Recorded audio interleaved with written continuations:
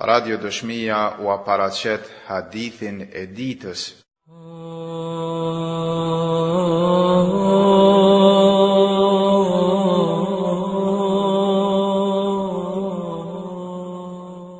Po ashtu transmetohet nga Ebu Dherri radiallahu anhu se disa njerëz kanë thënë: O i dërguari i Allahut, pasënikët na të i kaluan me shpërblime.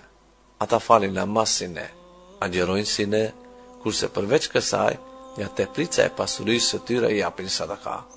Pejgamberi tha: A nuk ju ka dhënë Allahu edhe juve me çka të bëni sadaka? Vërtet, çdo tesbih, lavdërimi i Allahut, është sadaka. Çdo tekbir, madhërimi i Allahut, është sadaka. Çdo tahmid, falënderimi i Allahut, është sadaka. Çdo tehlil, thënia la ilaha illa Allah, është sadaka. Urdhëresa për të mirë është sadaka. Ndalesa kundër të keqes është sadaka. Edhe marrëdhënia seksuale bashkëshortore është sadaka. Njerëzit i thanë: O i dërguari i Allahut, a edhe kur ndonjëri prej nesh kryen marrëdhënie epshore ka shpërblim?